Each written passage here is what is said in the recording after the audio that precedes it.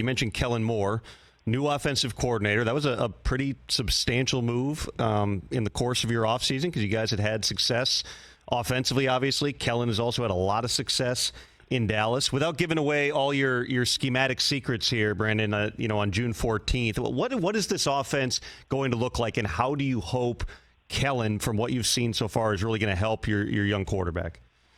Yeah, well, number one, I think, Tom, it's been fantastic to team up with Kellen from a culture standpoint, from a leadership standpoint. He's just, anyone that knows Kellen, son of a coach, a great high school coach who was his father, played at Boise State for Chris Peterson, and played in the NFL for some great coaches, Jim Caldwell, Jason Garrett, and has been around a lot of ball. And then as a coordinator, me having to defend this guy, I just know how special he is. And to be able to team up every day with him as a coach, before you get to the actual X's and O's, that's been a highlight for me. He's been great for our staff. Him and Doug Nussmeier on offense have been really fantastic for our staff. And, he's just the type of guy that, can go into a game plan and that he's going to bring out the best in your players. And I love the way that he makes the game simple for our players.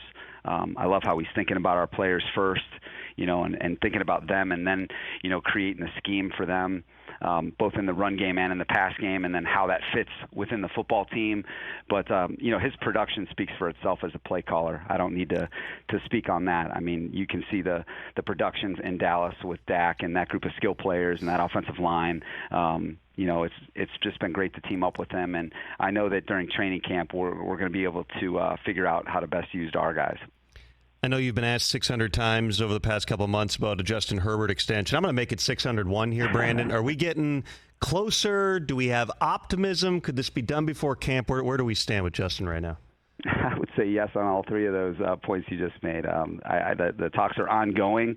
That's the word that I've used, ongoing, and we are confident and optimistic. There's been, a lot of debate, I think, at least externally in the media and among fans about, how difficult it is to win once you have a quarterback get paid. It takes up, 20% of your salary cap or whatever the number might be. Are you a believer that you can win and win big paying a quarterback top dollar? Yeah, I do, because I think that it's a lot about structure of how you're going to structure the contracts too. And then I think that if you have an organization that has a healthy cap and a good number, the right amount of premium players, and as long as you don't have to sacrifice your draft capital, I think that's where people go wrong, is they're in an unhealthy cap situation to begin with, or they don't have the amount of draft capital, because obviously if you're paying someone that much money, you got to continue to replenish it through the draft, because that's where you can save the cost. And so, and at the same time, that you need the premium players in order to win. So I think that if you look at our football team, I know that we have that. We have our draft capital intact for the future, now and in the future, and we have the right amount of premium players on both sides of the ball. And so we've tried to really plan for this, since I became the head coach, in terms of, where we are with the offensive line, skill position players, and surround them with a defense and kicking game, that can make us a complete team. And, obviously things are going to change when this contract happens, but what's not going to change is that Justin is going to be leading our football team and playing like how he always does. And, and that we have a team around him that, is really special. So I'm looking forward to the season, and getting to work in training camp.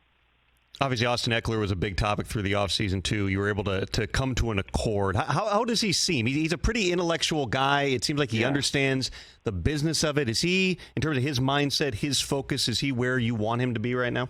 Yeah, Tom, he came in here yesterday, and he just lit it up like he always does. And I think, as you know, and you probably had some insight into this, that others didn't, is just we love this guy, and we totally understand the business side of this, and you're seeing other running backs go through the same thing, and we know how good of a player this guy is, and since I became the head coach, he's got 38 touchdowns.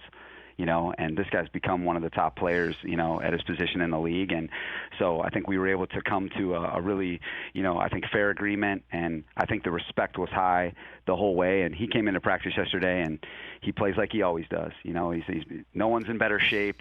No one cares more. No one's a better professional than Austin. And we're certainly a lot of better team with him. Catch the Rich Eisen Show every single day on the Roku channel, 12 to 3 Eastern, for free.